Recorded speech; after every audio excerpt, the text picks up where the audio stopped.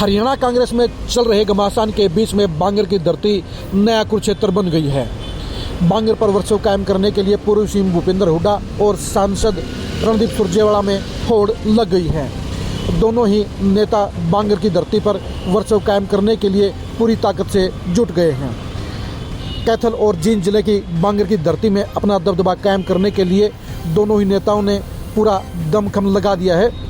भूपेंद्र हुड्डा की तरफ से कमान उनके बेटे सांसद दीपेंद्र हुड्डा ने थामी हुई है, तो रणदीप सुरजेवाला हुड्डा फैमिली को करारा जवाब दे रहे हैं। 2024 के चुनाव में कैथल और जींद जिलों में ज़्यादा से ज़्यादा सीटें हासिल करने के लिए, ज़्यादा से ज़्यादा समर्थकों को टिकट दिलाने के लिए दोनों ही नेताओं में अभी से मारामारी मच गई है। रणदीप सुरजेवाला ने 2019 के चुनाव में पुंडरी, कैथल और नरवाना हलकों में अपने प्रत्याशी खड़े किए थे। 2024 के चुनाव में रणदीप सुरजेवाला अपने समर्थकों की टिकटों की संख्या दोगुनी करना चाहते हैं, इसलिए रणदीप सुरजेवाला ने अपनी एक्टिविटी का दायरा बढ़ा दिया है। कर्नाटक चुनाव में कांग्रेस को बड़ी जीत दिलाने के बाद रणदीप सुरजेवाला अब पहले से 5 गुना ज़्यादा पावर के साथ बांगर में एक्टिव हो गए हैं। दोनों ही खेमों के बीच में शुरुआत हुई गुल्ला चिका से। दीपेंद्र हुड्डा ने गुल्ला चिका से 2019 के चुनाव में दमदार प्रदर्शन करने वाले निर्दलीय प्रत्याशी देवेंद्र हंस को कांग्रेस में शामिल करवाया। देवेंद्र हंस को शामिल करवाकर वैसे हुड्डा परिवार ने पूर्व संसदीय सचिव दिलूराम बाजीगर की आशाओं पर तेल डालने का काम किया। हुड्डा परिवार के मुकाबले में रणदीप सुरजेवाला नरेश ढांडा को कांग्रेस में ले आए। रणदीप सुरजेवाला 2024 के चुनाव में कैथल जिले की 4 सीटों के अलावा जींद जिले की भी नरवाना, उचाना और जींद सीटों पर अपने प्रत्याशी उतारना चाहते हैं। हुड्डा परिवार के पास जहां सफीदों में वर्तमान में विधायक सुभाष गांगुली हैं, तो दूसरी तरफ जुलाना से भी उनके पास पूर्व विधायक परमिंदर ढुल के तौर पर मजबूत प्रत्याशी हैं। इनकी टिकट कटवाना रणदीप सुरजेवाला के लिए मुमकिन नहीं होगा, लेकिन जींद जिले की बाकी 3 सीटों जींद, उचाना और नरवाना में रणदीप सुरजेवाला अपना दबदबा कायम करना चाहते हैं। इसलिए रणदीप सुरजेवाला ने तीनों ही विधानसभा क्षेत्रों में अपनी एक्टिविटी बेहद तेज कर दी है। रणदीप सुरजेवाला जहां नरवाना, उचाना और टोहाना में अपने बड़े कार्यक्रम कर चुके हैं, वहीं अब आज वो जींद में अपना शक्ति प्रदर्शन करने जा रहे हैं। रणदीप सुरजेवाला चाहते हैं कि 2024 के चुनाव में वो बांगर से ज़्यादा विधायक अपने साथ लेकर आएँ, ताकि जरूरत पड़ने पर वो ज़्यादा से ज़्यादा विधायकों के साथ सीएम पद पर दावेदारी ठोक सकें।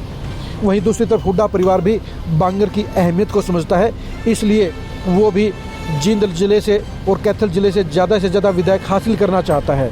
इसी टारगेट को लेकर दोनों ही नेताओं के बीच में शक्ति प्रदर्शन होने लगा है और दोनों ही नेता एक दूसरे को पछाड़ने की रणनीति में लग गए हैं। जिस भी नेता के पास बड़े प्रत्याशी होंगे, दमदार प्रत्याशी होंगे, उन्हीं को टिकटें ज़्यादा मिलेंगी। जहां पर रणदीप सुरजेवाला कलायत से पूर्व मंत्री जयप्रकाश की टिकट कटाना चाहते हैं, वहीं जींद, उचाना और नरवाना में भी अपने प्रत्याशी उतारना चाहते हैं। आज की तारीख में दोनों ही जिलों की 9 सीटों पर जहां भूपेंद्र हुड्डा के पास कलायत, सफीदों और जुलाना में मजबूत प्रत्याशी हैं, वहीं बाकी की 6 सीटों पर रणदीप सुरजेवाला अपना वर्चस्व कायम करना चाहते हैं। इसलिए इन सीटों पर वो सबसे मजबूत चेहरों को कांग्रेस में शामिल करवा रहे हैं। बांगर के साथ साथ रणदीप सुरजेवाला ने टोहाना पर भी दावा ठोक दिया है। रणदीप सुरजेवाला ने कल टोहाना में बड़ा कार्यक्रम आयोजित किया गया। टोहाना में हुड्डा खेमे की तरफ से पूर्व मंत्री परमवीर सिंह दावेदार हुआ करते थे, लेकिन 2019 के चुनाव में परमवीर सिंह की बेहद ही दयनीय पोजीशन रही, जिसके चलते 2024 के चुनाव में रणदीप परमवीर सिंह का टिकट कटवाकर अपने नेता को टिकट दिलवाना चाहते हैं। इसलिए रणदीप सुरजेवाला ने टोहाना में भी पहल कर दी है।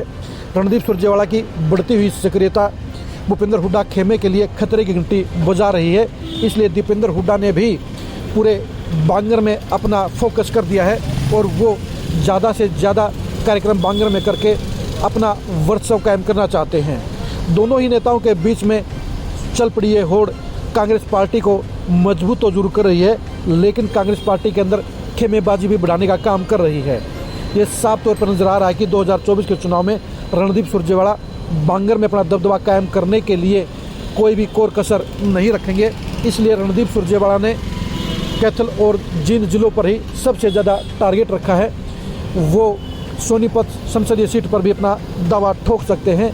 इसलिए हुड्डा परिवार इस बात को लेकर चिंतित है कि अगर रणदीप सुरजेवाला ज़्यादा से ज़्यादा अपने समर्थकों को बांगर में टिकट दिलाने में सफल हो गए और उनके विधायकों की संख्या बढ़ गई तो वो हुड्डा परिवार के लिए भारी सिरदर्दी पैदा कर सकते हैं। इसलिए हुड्डा परिवार भी बांगर को लेकर बेहद सीरियस हो गया है और वो 2024 के चुनाव में बांगर में ज़्यादा से ज़्यादा टिकटें हासिल करना चाहता है।